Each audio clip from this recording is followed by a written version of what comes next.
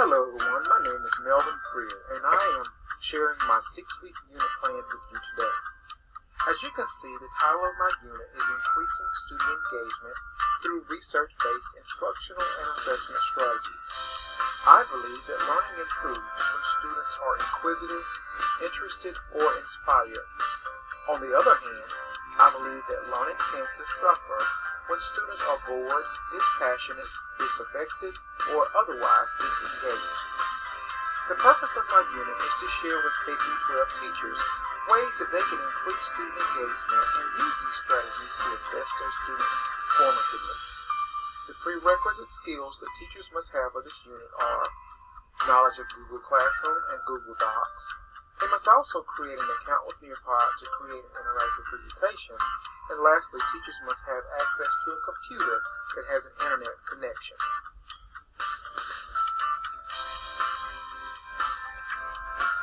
The targeted content standards and learning outcomes for my unit. This unit is aligned to the Alabama Quality Teacher Standard number 2. And that standard states that teachers are to increase the achievement of every student, draw upon a thorough understanding of learning and development, recognize the role of supporting families in supporting learning, design a student-centered learning environment, and use research-based instructional and assessment strategies that motivate, engage, and maximize the learning of all students. There are 2 learning outcomes, with one being that teachers will learn to use the following instructional strategies to foster student engagement and daily formative assessment.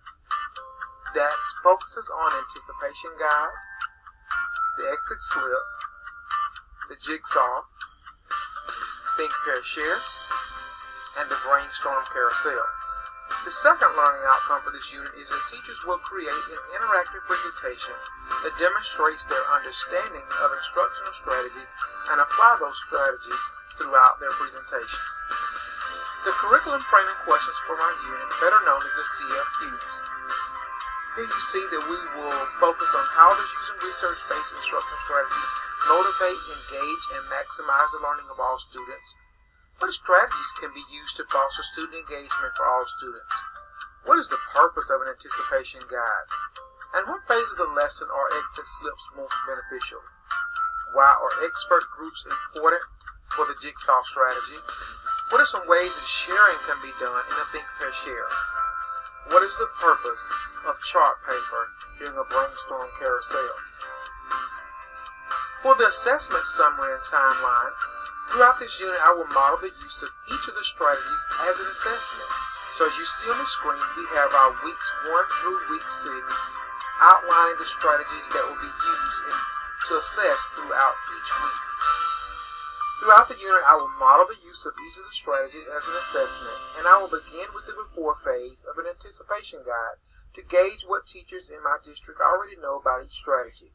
Then I will use the results from the anticipation guide to drive the instruction for the unit. Next, I will assess the teacher's understanding of the exit slip by giving them an exit slip at the end of the study of this strategy. The results of this assessment will determine their mastery.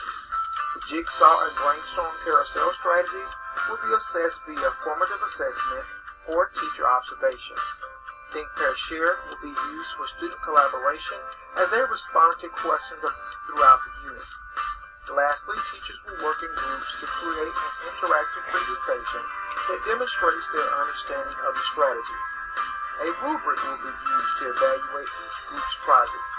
And finally, the anticipation guide will be revisited at the conclusion of the unit to assess their teachers' understanding of the entire unit. The goal of the unit anticipation guide is to show that the teachers have mastered each instructional strategy. Increased scores from before and after will provide evidence of their mastery. In addition to modeling the strategies and using them as an assessment, I will use quizzes and observations to assess the teacher's understanding throughout the instructional process. On to the instructional process. As you see, there are 6 weeks of instruction, and there will be a blended approach to the instruction for this unit. Teachers will work in Google Classroom on the weekly objectives that you see on the screen. Additionally, they will apply what they've learned by participating in activities that foster student engagement. As the teachers participate in student engagement strategies during professional learning, I will become a facilitator of the learning. Also, I will conduct observations and make myself available to support them as learners. Once again, this will serve as a model for them to take back to their personal classrooms. The accommodations for this unit, for those who may have special needs or gifted or talented or non-native speakers. Grouping will be used throughout this unit. Assignments will be communicated through Google Classroom and Google Calendar. Small group instruction will be used to support the teachers as they progress throughout the unit. Teachers will be provided with how-to videos that will support them as they prepare their interactive presentations. I will use a video presentation to translate Google Classroom for the teachers that speak another language. Teachers that are more experienced with technology will be group leaders throughout the unit, and they will assist in developing samples for teachers to follow for their interactive presentations. I'd like to thank you for watching this video on my unit, which was developed with teachers in mind. I couldn't have developed this unit without the resources you see on the screen. A special thanks to the Alabama State Department of Education for providing the Alabama Quality Teacher Standards and Monroe County Board of Education for uploading the 5 components of strategic teaching and the instruction strategies project.